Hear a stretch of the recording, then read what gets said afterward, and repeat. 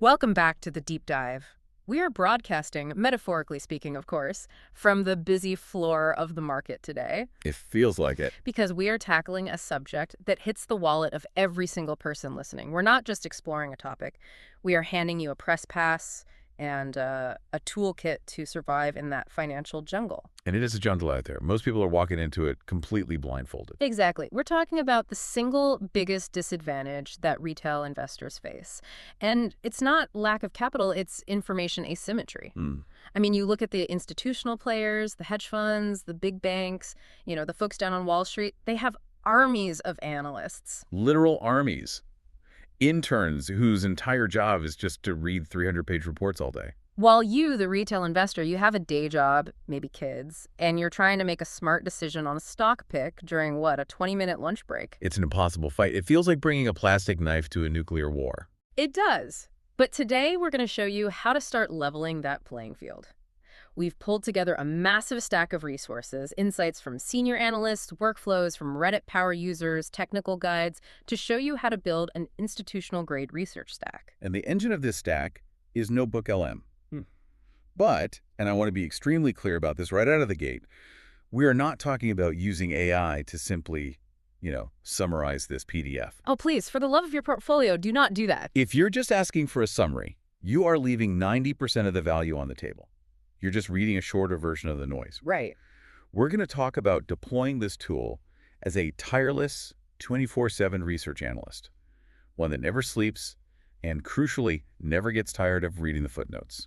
We want to move you from being what one of our sources calls a data factory worker, someone just grinding through text, to a wise architect of information. That's the goal. The factory worker reads, the architect synthesizes. So the mission today is to teach you how to turn a stack of, let's be honest, dry, boring PDFs into alpha. And alpha is just that fancy Wall Street term for your edge. It's the return you get above and beyond what the market gives you. And we're going to do this in a very structured way. We'll start with phase 1, building the war room.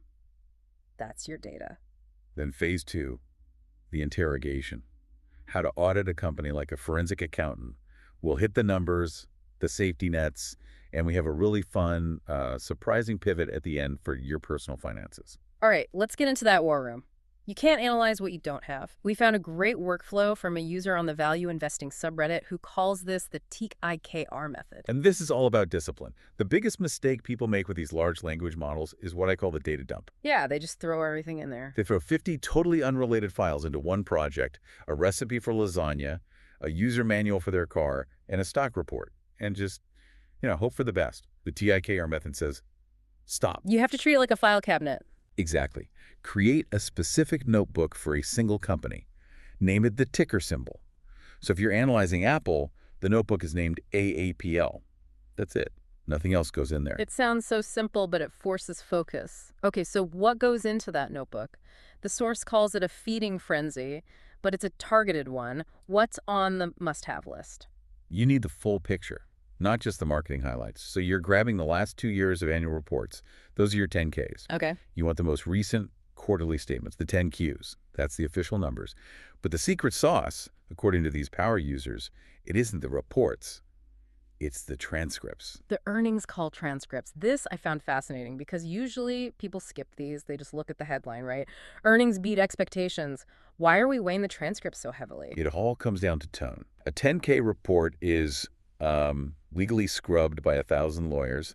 It is dry. It will tell you revenue is down 5%. But it won't tell you how the CEO feels about it. Not at all. But a transcript, that captures the Q&A session with analysts. That's where the mask slips a little. It tells you if the CEO sounds confident, or if they start stuttering and dodging when an analyst from Goldman Sachs asks why revenue is down. It captures the sentiment, the hesitation. That's qualitative data you cannot get from a spreadsheet. It's the difference between reading the box score and watching the game tapes. Exactly. The sources also mentioned uploading Investor Day presentations. Now, come on, those are usually just glossy PowerPoint slides. Isn't that just fluff? It is fluff, but it's useful fluff. It represents the marketing view. It's what the company wants you to believe. You actually need that file in there so you can cross-reference it against the hard reality of the 10K later. So you need the lie to catch the liar. That's a cynical but pretty accurate way to put it, yeah. And obviously, if you have a brokerage account, you can download those third-party reports from Morningstar or LSEG and throw them in too. Get the outsider's perspective. But, and this is a big however, before you go dragging and dropping 50 files, we need to talk about the input gate. The input gate. Okay, so we found this fantastic article that argues most investors just shoot. They waste their time analyzing garbage. This is the don't waste your bandwidth rule. The argument is you shouldn't even bother building a notebook unless the company passes a macro filter first. Why waste your time or the AI's compute power on a company that's fundamentally broken? So what are the criteria? What gets a company past the gate? He suggests checking 3 things. First, market dominance. Is this company a top 3 player in its niche? If it's the 10th best burger chain, don't even bother. Because the leaders tend to eat the laggards in the long run. Precisely. Second is moat directionality. Now, moat is that classic Warren Buffett term for a competitive advantage, but the key word here is directionality. So is their advantage growing or is it shrinking? Right. Is the trench getting deeper or is the bridge falling down? And the third check is cash conversion. Does the profit they report on paper actually show up as cash in the bank? Can't fake the cash balance for long. You really can't. If a company fails these checks, you just move on. Next ticker. Okay, let's assume we found a worthy contender. It's a top-tier player, the moat is widening, the cash is real, we've got our 10Ks, our transcripts all uploaded. Now there's a new feature we need to mention because it really changes the game. The deep research feature. Tom's guide highlighted this. Until recently, NotebookLM was kind of stuck in the past. It only knew what was in the PDFs you gave it. Right. If you uploaded a 2023 report, it had no idea 2024 existed. But now, it can browse the web. And this is huge. You can have the 2023 annual report as your baseline, but then ask it to pull in news from this morning to see if anything has changed. So you could ask, based on the risks in the 2023 10K, how do today's headlines about the supply chain impact the company? Exactly. It merges the archive with a live feed. It stops you from making a decision based on stale data.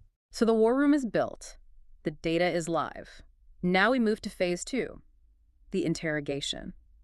And this is where most people get it wrong. They sit down and type, summarize this document. And that is the moment you fail. Yeah. You are not here to read. You are here to audit. You need to act like a senior analyst, not a reader.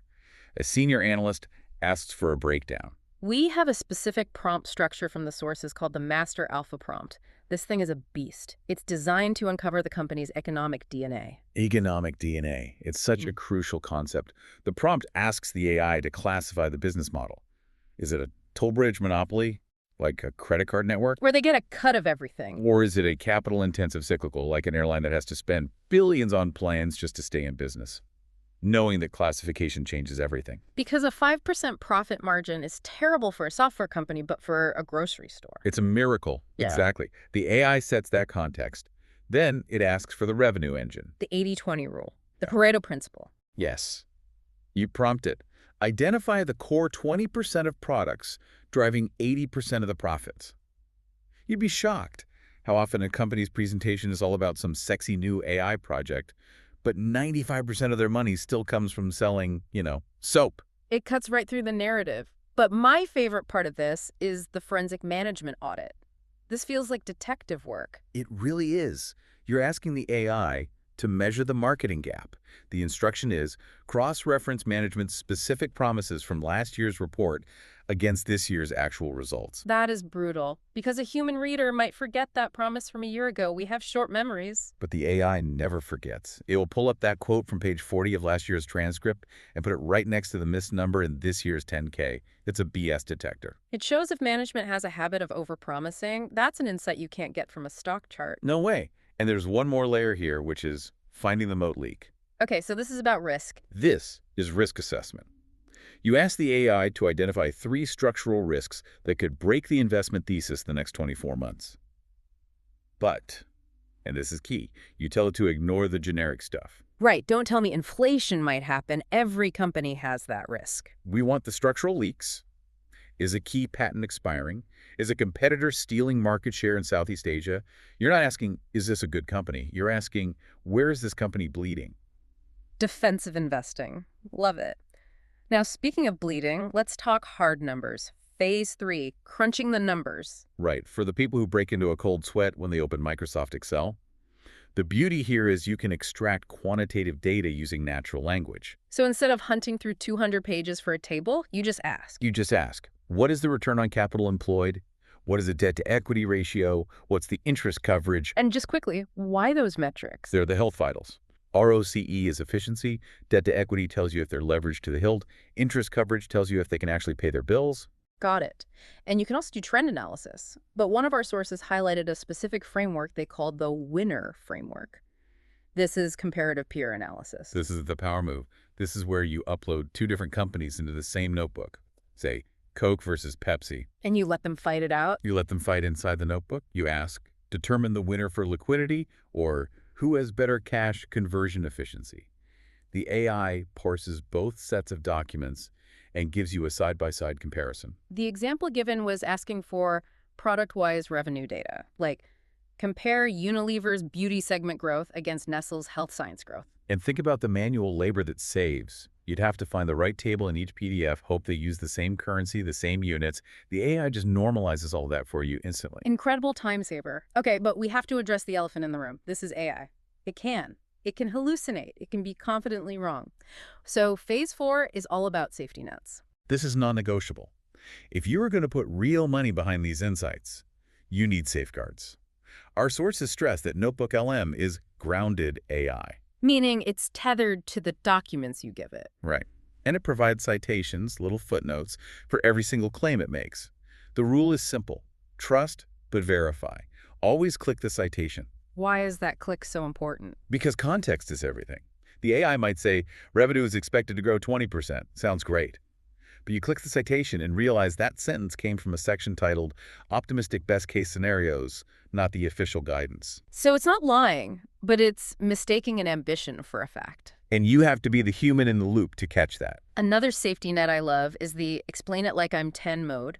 It sounds childish, but it's a lifesaver. Financial reports are often written to be intentionally confusing. Companies use jargon to mask risk. Oh, yeah. Derivatives amortization. My eyes just glaze over. Exactly. And that's what they want. So you just prompt the AI, explain this footnote about derivatives like I'm 10 years old. It strips away the jargon so you can actually see the mechanics. It prevents you from just nodding along, pretending you understand. Which is the most dangerous habit in investing. The final safety net is debate prep. For challenging your own confirmation bias. We all do it. We find a stock, we fall in love with the story, we ignore the red flags. So you use the AI to be your enemy. You prompt it to. What? Generate a counter-argument to my bull thesis. Why would a short seller target this company? List 3 reasons this stock could go to zero. If the AI comes up with a reason that makes your stomach drop, you probably missed something big. It's stress testing the idea before you buy the stock. Not after. Okay, I want to pivot now. We've covered a lot of heavy financial stuff. But we found this really hilarious but actually brilliant use case from an article on XDA developers. It applies the same logic to a totally different data set. Phase 5. The personal finance pivot. We stop looking at Wall Street and start looking at your checking account. Right, so the writer decided to create a Spotify Wrapped for her own bank account. She downloaded her bank statements as PDFs and uploaded them. But she didn't ask for a boring budget breakdown. She used a prompt that I adore. She asked the AI to act as a Gen Z financial analyst with a chaotic neon vibe. The prompts were gold. She asked, who lives rent-free in my bank account? Meaning, which merchant just drains the funds the most often? And find the ick, which identifies those annoying recurring subscriptions you forgot to cancel 3 years ago. And my absolute favorite was the girl math slide. Yes. Asking the AI to justify large expenses. Yeah. That expensive laptop wasn't a splurge, it was an investment in my future career. It sounds like a joke, and it is funny, but the tool visualized her spending trends perfectly. It found what she called insomnia carts, those late-night impulse buys that happen between 1 and 3 a.m. It's funny, but it's the exact same principle as the stock analysis. You are taking a large amount of dry, transactional data and asking the AI to find the narrative. What is the story of my money this year? It's asking, is my personal moat leaking? Exactly. Is your personal cash conversion positive? It's the same skill set, just applied to your wallet instead of Wall Street. So let's bring this all home. Quick recap. We started with the TIKR method for ingestion. Build the war room. Focus on one company. Get the 10Ks, 10Qs, and crucially, the transcripts. Then the input gate. Filter ruthlessly. Don't analyze garbage. Then the interrogation with the master alpha prompt. Find the economic DNA. Spot the marketing gap. And look for the structural risks. And finally, the safety nets. Verify with citations. Use ELI5 to kill the jargon. And debate your own bias. Now, I want to leave our listeners with one final thought. We've talked about stocks, we've talked about your bank account, but there's one more asset class we haven't touched. The most important one. Yeah. What do you mean? Your career is your biggest asset. It's the engine that drives all your personal revenue. What happens if you apply this exact same framework to yourself? You mean uploading your own professional data? Imagine it. You upload your resume, your last 5 years of performance reviews, the project summaries you wrote, feedback emails from your boss. You put all of that into a notebook. And you ask it to audit? You ask it the same hard questions. Based on this data, what is my professional moat? Is my skill set becoming outdated? And this one, where's my career leaking value? That's a terrifying question. What is the one thing I do that actually drives value for my employer? It's the ultimate feedback loop. Because here's the hard truth. If the AI can't find your unique value proposition in your own documents, maybe your boss can't either. Wow. From analyzing stocks to analyzing your own life, that is the power of building a research stack like this. It's not just about picking winners, it's about seeing reality. It's about clarity. And whether it's the market, your budget, or your career, the person with the best clarity wins. I think that is the perfect place to leave it. Go build your war room. Find your alpha. And thanks for listening to The Deep Dive. See you next time.